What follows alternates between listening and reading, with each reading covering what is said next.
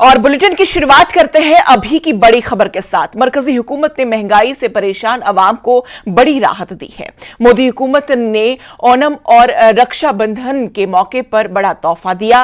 मंगल को काबीना की मीटिंग के बाद मरकजी वजीर अनुराग ठाकुर ने कहा कि तमाम सार्फिन के लिए गैस सिलेंडर की कीमत में 200 रुपए की कमी का फैसला किया है। ये तमाम लोगों के लिए है, ये बहनों के लिए एक बड़ा तोहफा है। अनुराग ठाकुर ने कहा कि उजाला गैस स्कीम के तहत 75 लाख बहनों को मुफ्त गैस कनेक्शन मिलेगा। 1 रुपया भी अदा नहीं करना पड़ेगा।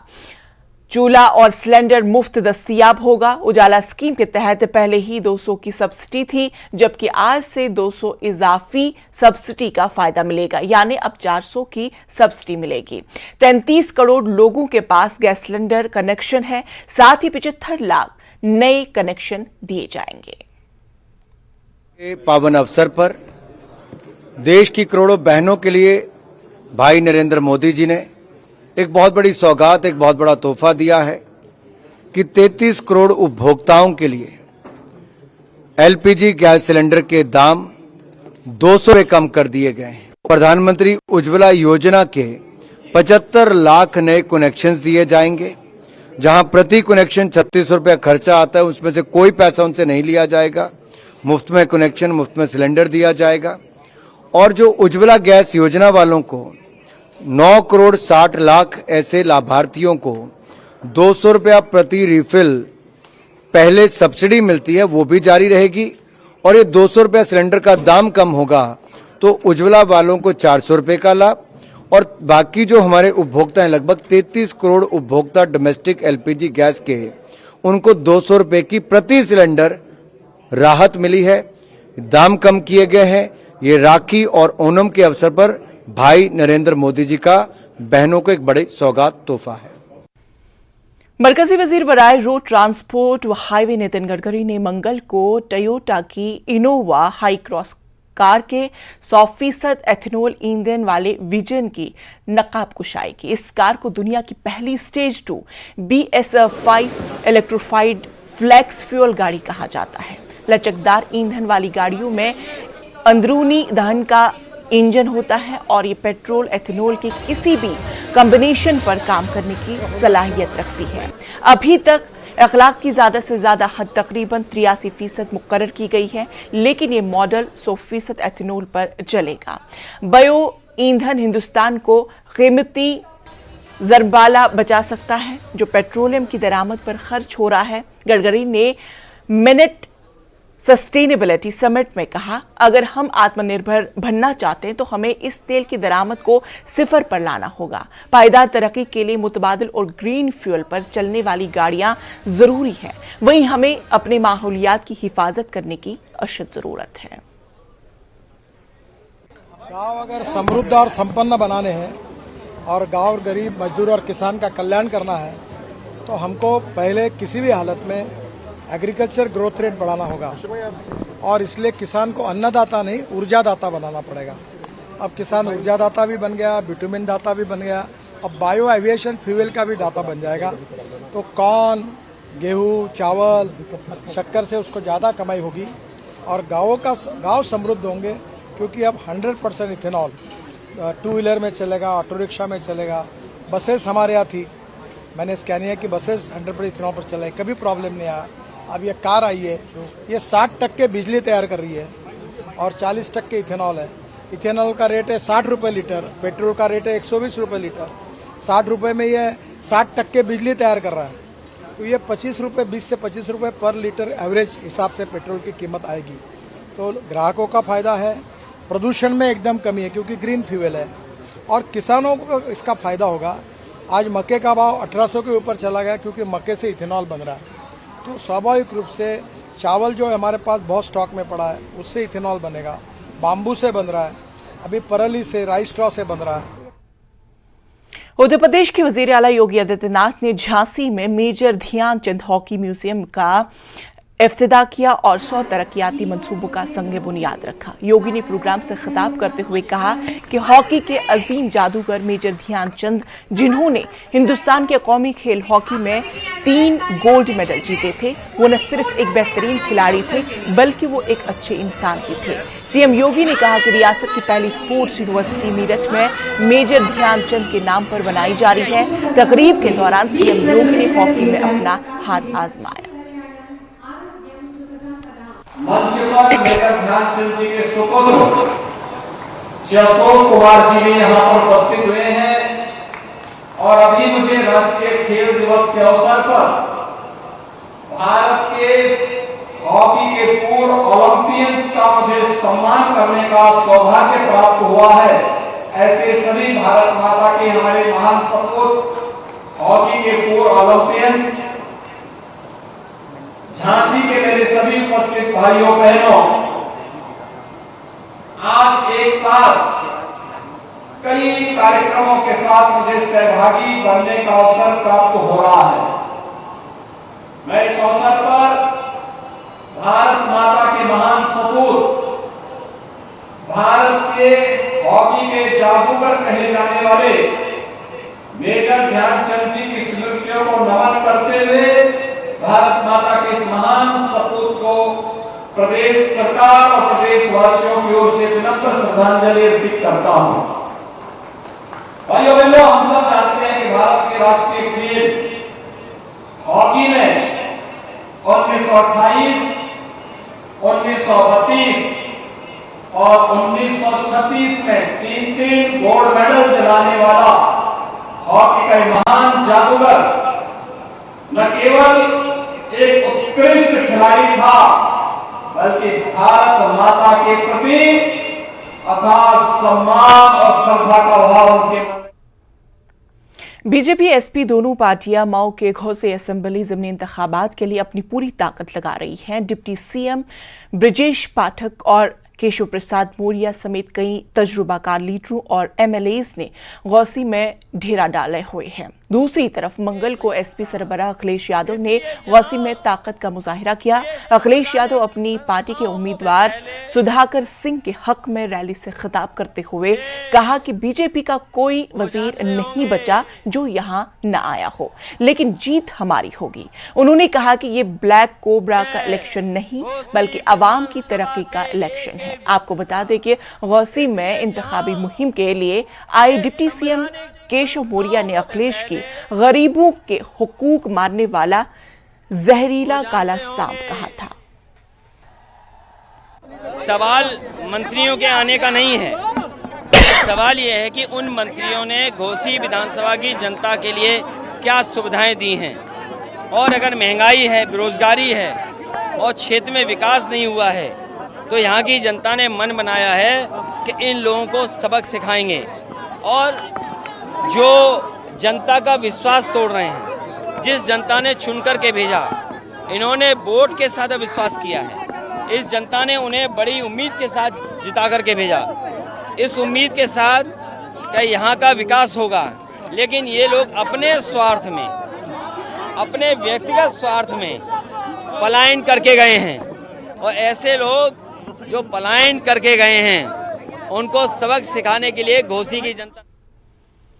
छत्रपति संभाजी नगर महाराष्ट्र के सबसे बड़े डैमों में से एक जखायर के उस पार हर रोज बच्चों को स्कूल जाने के लिए अपनी जान खतरे में डालनी पड़ती है। जी हां, जहां इन बच्चों को नाकिस थर्मोकोल शीट पर बैठकर सफर और पानी के सांपों से लड़ना पड़ता है, जिससे उनके वालिदैन परेशान हैं। एक तरफ मुल्क चांद पर पहुंच गया, लेकिन इस इलाके के लोगों का पुल का मुतालबा करना चांद का मुतालबा करने के मुतरादिफ बना हुआ है। औरंगाबाद जिले के भेवा धनवा गांव से ताल्लुक रखने वाले के बच्चे और दीगर लोग हर रोज जुर्रतमंदाना सफर करते हैं। ये सूरत हाल डैम बनने के 47 साल से बनी हुई है।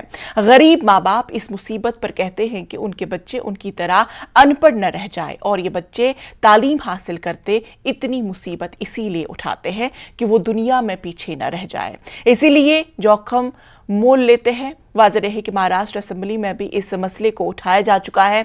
डिप्टी सीएम देवेंद्र फडणवीस इस मामले से वाकिफ हैं, लेकिन गांव वालों और बच्चों को अभी तक सिर्फ इंतजार ही मिला। गांव को चारों तरफ से बोले तो पानी है, एक तरफ से पर्यायी रास्ता है लेकिन वो बहुत दूर है, जहाँ तक 6-7 किलोमीटर पैदल ही जाना पड़ता। वहाँ कोई गाड़ी वगैरह कुछ नहीं चलता, और उधर से 6-7 किलोमीटर पैदल जाके भी उधर से भी बैक वाटर आता है नदी को, और बैक वाटर हो गया खत्म हो गया तो भी उधर से बहता पानी रहता है। ऐसा देखो तो चारों तरफ से यही पानी ही पानी रहता है। हमारा रोज आने जाने का काम ऐसा ही है, और हमें यहाँ से सही जाना पड़ता है, हर रोज पानी में से स्कूल जाना पड़ता है। हम रोज इसी पानी से रोज स्कूल जाते हैं, कभी बारिश आ जाती है तो भी हमें स्कूल जाना पड़ता है। अगर नदी को पानी आ जाए तो भी हम स्कूल जाते हैं। और यहाँ पर बहुत गवत है, इसमें सांप बिच्छू बैठे रहते हैं, तो हमें डर लगता है।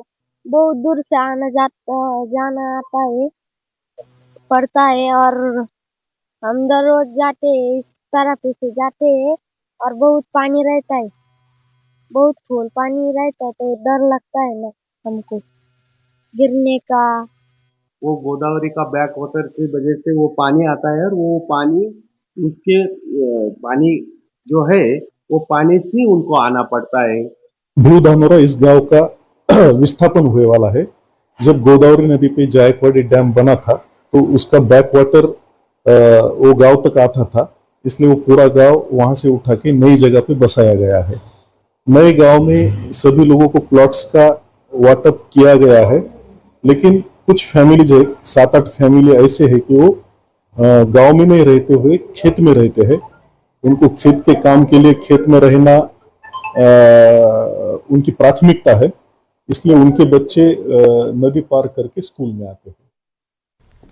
कर्नाटक के हावड़ी जिले में मंगल को पटाखों के एक गोदाम में जबरदस्त आग लग गई थी। इतला मिलते ही फायर एंड इमरजेंसी सर्विस की टीम ने मौके पर पहुंचकर आग पर काबू पा लिया। तकरीबन 1 करोड़ रुपए मालियत के पटाखों और 3 गाड़ियों में आग लग गई। अभी तक किसी के जख्मी या जानी नुकसान की इतला नहीं। आग लगते ही इतनी तेजी से फैलने लगी कि फायर टेंडर्स को अपनी गाड़ियां हादसे के मकाम से हटाना पड़ा। आग इतनी शिद्दत थी कि धुआं तेजी से इलाके में फैलने लगा और लोगों की भीड़ जमा हो गई।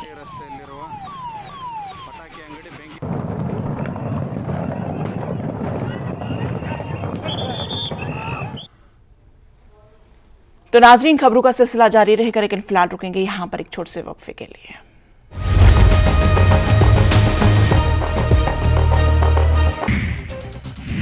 इंदौर के द्वारकापुरी थाने में साली ने रची जीजा को लूटने की साजिश। पुलिस ने पत्नी साली के पति सहित 7 लोगों को किया गिरफ्तार। दमोह के हटा में नगर पालिका के कर्मचारी ने की खुदकुशी। नगर पालिका के अधिकारी की प्रताड़ना से परेशान था शहजाद। सीएमओ राजेंद्र खरे देते थे नौकरी से निकालने की धमकी। ग्वालियर जिले में बस में छात्रा को छेड़ना कंडक्टर को पड़ा महंगा। छात्रा ने पुलिस की बेटी की पेटी में डाला शिकायती पत्र। पुलिस की गिरफ्त में आरोपी कंडक्टर। बिलासपुर और दुर्ग के दौरे पर सीएम भूपेश बघेल। बिलासपुर में संकल्प शिविर में होंगे शामिल। दुर्ग में पाटन के शिव मंदिर में जलाभिषेक। घोषणा पत्र को लेकर महिलाओं से भी सुझाव लेगी कांग्रेस। 3 महिलाओं की बनी सब कमेटी। 4 सितंबर को पेश होगी रिपोर्ट।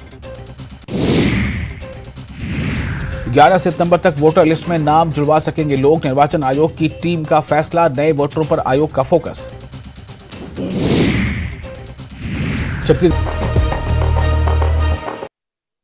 ब्रेक के बाद फिर से आप सभी का इस्तकबाल। राखी का त्यौहार आने वाला है और हर बहन अपने भाई की कलाई पर राखी बांधकर इसकी लंबी उम्र की दुआ करती है। पीएम मोदी की बहन कमर जहां शेख, जो असल में पाकिस्तान के कराची से ताल्लुक रखती है, लेकिन वो 1981 में अपनी वालिदा के साथ गुजरात आई थी, जहां उनकी शादी हो गई। तब से वो गुजरात के अहमदाबाद में मुकीम है और कोविड की वजह से 3 साल बाद एक बार फिर वो पीएम मोदी को राखी बांधने के लिए अहमदाबाद से दिल्ली पहुंच चुकी है। न्यूज़ 18 नुमाइंदा रचना उपाध्याय ने कमर जहां शेख से तफसीली बातचीत की। देखिए खास रिपोर्ट। रक्षाबंधन का त्योहार है और ऐसे में हर बहन अपने भाई की कलाई पर राखी बांधकर उसकी सलामती के लिए दुआ करती है। और ठीक वैसे ही गुजरात से उम्र जहां पहुंची है दिल्ली, जो कि प्रधानमंत्री नरेंद्र मोदी को अपना भाई मानती है और उनके राखी बांधती है। मैम, जिस तरीके से आप गुजरात से दिल्ली आई हैं, राखी का त्योहार है, सबसे पहले तो मैं जानना चाहूँगी कि कितनी खुशी होती है जब एक बहन अपने भाई की कलाई पर राखी बांधती है, उसकी सलामती के लिए दुआ मांगती है। सबसे पहले तो मैं आप सभी लोगों को रक्षाबंधन की बहुत बहुत मुबारकबाद देती हूँ। और मैंने अपने भाई के लिए एक शेर लिखा है, गुल गुलशन गुलजार होता है भाई, गुल गुलशन गुलजार होता है भाई, बहना के सर का ताज होता है भाई। तो ये मैंने उनके लिए एक लाइन लिखी थी और मैं इस बार बहुत खुशी महसूस कर रही हूँ कि 3 साल के बाद अब मैं उनको राखी बांधूंगी। और ये जो राखी है मैंने अपने हाथ से बनाई है। इसमें मैंने ऐसा बनाया कि आँख बनाई है। आँख इसलिए होती है कि नज़र किसी की ना लगे। ये बीच में जो डॉट है इससे ऐसा मानते हैं कि इससे नज़र नहीं लगती। तो ये राखी मैंने अपने हाथ से बनाई है, तो मुझे इसकी बहुत ही ज़्यादा खुशी है। इतने 3 साल जो मैंने उनको बहुत मिस किया है। हर साल जब रक्षाबंधन आता था तो मैं उनको याद करती थी। इस बार हम मिलकर मैं उनके लिए दुआ करूंगी कि उनकी हेल्थ अच्छी रहे। सबसे ज़्यादा ज़रूरी हेल्थ होता है, हेल्थ अच्छी रहे और उनकी लंबी उम्र हो। और 2024 का जो इलेक्शन है वो बहुत अच्छी तरह से जीते। उनके राज में उन्होंने बहुत सारे ऐसे काम किए हैं जो वर्ल्ड लेवल पर माने गए हैं। कमर जहाँ का कहना है कि वो सिर्फ यही दुआ मांगती हैं कि उनका भाई विश्व में और भी आगे बढ़े। 2024 में एक बार फिर से प्रधानमंत्री नरेंद्र मोदी अपनी सरकार बनाए और इस राखी पर वो खास तौर से उनके लिए अपने हाथ से बंधी राखी लेकर आई हैं, जो कि वो प्रधानमंत्री नरेंद्र मोदी की कलाई पर राखी के मौके पर बांधेगी। दिल्ली से रचना की रिपोर्ट। इस साल रक्षाबंधन के लिए सही वक्त और मुहर्रत के बारे में लोगों में उलझन पैदा हो गई है। न्यूज़ 18 से बात करते हुए पद्मश्री विश्वमूर्ति शास्त्री ने रोशनी डाली कि रक्षाबंधन का सही मुहर्रत 30 अगस्त की रात 9:02 से 31 अगस्त की सुबह 7 बजे तक होगा। डॉक्टर विश्वमूर्ति शास्त्री ने भी रक्षाबंधन के बारे में गहराई से बातचीत की। आइए सुनते हैं। रक्षाबंधन से पहले कई तरह के संशय लोगों के मन में है कि रक्षाबंधन का सही वक्त कौन सा है, रक्षा सूत्र बांधने का वक्त कौन सा सही रहेगा। तो इन संशयों पे हम जवाब लेंगे। हमारे साथ डॉक्टर विश्वमूर्ति हैं जो पद्मश्री हैं। सर, इस दफा जो लोगों में संशय है वक्त को लेकर, इस कोई खास वजह और सही वक्त क्या होगा इस दफा राखी बांधने का? इसमें आप ये समझ लीजिए कि रक्षाबंधन तो प्राय हर वर्ष आता है। पिछले साल भी कुछ थोड़ी सी भ्रांतियां रही हैं भद्राओं की। इस साल भी जो रक्षाबंधन है, रक्षाबंधन के दिन मतलब श्रावणी के दिन या पूर्णिमा के दिन सारा का सारा दिन भद्राएं हैं और भद्राओं में रक्षाबंधन नहीं करते हैं। शास्त्र का वचन है, शास्त्र का प्रमाण है कि भद्रायान द्वेन कर्तव्य श्रावणी फाल्गुनी तथा और श्रावणी नृपति महंती ग्रामन दहति फाल्गुनी। भद्रा में जो 2 काम बिल्कुल नहीं करने चाहिए, एक तो ये रक्षाबंधन श्रावणी और दूसरा जो है वो फाल्गुन महीने में आने वाली जो होली है उसको भी भद्रा में नहीं करना चाहिए। रक्षाबंधन की बात है, वो कल सारा दिन भद्राएं हैं और रात को 9:02 के बाद रक्षाबंधन करने का जो शास्त्र की आज्ञा है वो की गई है।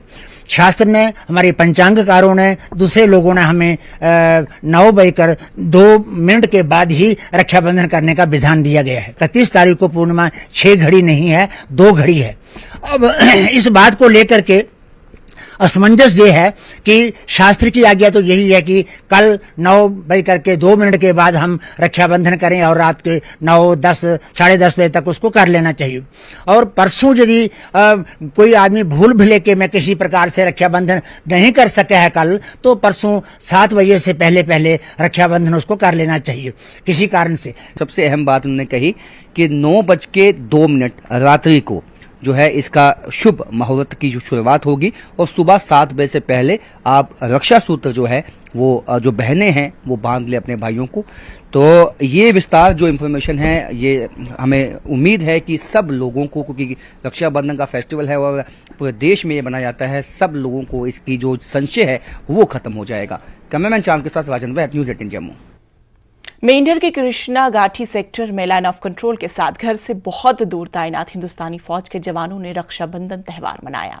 स्कूल की लड़कियों और खवातीन ने फौजी जवानों की कलाइयों पर राखियां बंधवाकर भाई बहन के बंधन का त्योहार मनाया। स्कूल के बच्चों की तरफ से ये इशारा हमारे मुल्क के बहादुर सिपाहियों के तय उनके एहतराम और तशक्कुर का निशान जाहिर करता है। तलबा बिलखुसूस लड़कियां फौजियों के साथ बातचीत करके खुशी का इजहार किया और उन्होंने हिंदुस्तानी फौज में शामिल होकर कौम की खिदमत करने का अहद किया। आज यहाँ पे रक्षाबंधन का जो है यहाँ पे सेलिब्रेट हो रहा है, तो यहाँ पे हमने बल्कि वीर जवानों को हमने राखी बांधी है। ये अपने घर से बहुत दूर है, बल्कि अपनी इनकी मदर, फादर, सिस्टर और ब्रदर इनसे दूर हैं। आर्मी के जो ग्रेट सोल्जर्स हैं वो यहाँ पे आए हैं, जो अपने घर से बहुत दूर हैं, अपने परिवार से बहुत दूर है और वो वापस जा नहीं सकते उनसे मिलने के लिए, अपनी सिस्टर से बहुत दूर है। तो हम आज यहाँ पे रक्षाबंधन सेलिब्रेट कर रहे हैं और आज हम उनकी सिस्टर बन चुके हैं और उन्हें राखी हमने बांधी और उन्होंने हमसे वादा किया कि वो हमें हमेशा प्रोटेक्ट करेंगे। यहाँ पे जो त्यौहार हुआ है रक्षाबंधन का, जवान वो यहाँ के जो जवान हैं वो बहुत दूर हैं, तो उनको हम राखी बांधी आज। तो वो अपने माता पिता और बहनों से मिल नहीं पाए, तो इसी वजह से उनको हमने एहसास नहीं होने दिया। इनके साथ सेलिब्रेट करना है, कोई भी दिन त्योहार जो हमारा होगा हमने इनके साथ सेलिब्रेट करना है। तो आज हमने जो है इनकी जो बहनें हैं इनसे दूर हैं, तो हमने आज इनको राखी बांध के तो इन्हें ये महसूस करवाया है कि हम जो है हम इनकी बहनें और हमेशा हम इनकी बहनें ही रहेंगे, हम हमेशा इनके साथ रहेंगे। रक्षाबंधन पर पतंगबाजी हमेशा से ही बहुत से मकबूल रही है और जम्मू के बाजार मुख्तलिफ किस्म के पतंगों और धागों से भरे हुए हैं, लेकिन चाइनीज गट्टू की खरीद और फरोख्त पर पाबंदी को मद्देनजर रखते हुए पुलिस ने जम्मू के मुख्तलिफ बाजारों में इन लोगों के खिलाफ मुहिम शुरू की जो इसे गैरकानूनी तौर पर फरोख्त कर रहे हैं। माजी में चीनी धागे की वजह से बहुत से लोग शदीद जख्मी हुए थे, लेकिन इस साल पुलिस इंतजामिया एक्शन में है, हरकत में है और रक्षाबंधन से कबल खिलाफ करने वालों पर कड़ी निगाह रखे हुए हैं।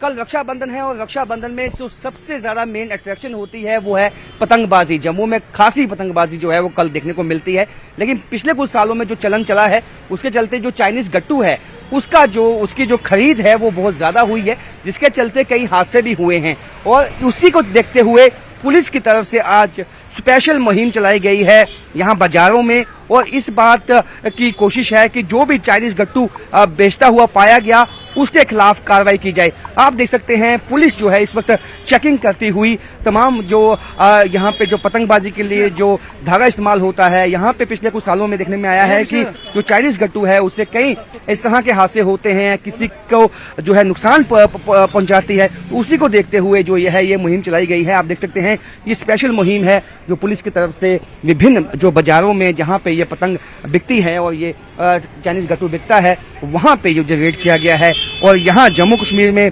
चाइनीज गट्टू को बैन किया गया है और उसी के चलते जो है तमाम जो सामान है उसकी यहाँ पे जांच पड़ताल जो है पुलिस करती हुई और कोशिश यही है कि इस दफा इस बात को यकीनी बनाना है कि किसी भी तरह लोगों को नुकसान ना हो, कि कोई भी इलीगल जो है चाइनीज गट्टू बाजारों में ना बेचे जिससे कि किसी को चोट ना पहुंचे। इस बात को यकीनी बनाने के लिए जम्मू पुलिस का ये स्पेशल अभियान चल पड़ा है। कैमरामैन चांद के साथ राजन वैद, न्यूज़ 18। तो नाज़रीन, देश प्रदेश की खबरों में आज फिलहाल इतना ही। मुझे दीजिए इजाजत, लेकिन मजीद खबरों के लिए आप बने रहे न्यूज़ 18 JKLH के साथ। आदाब।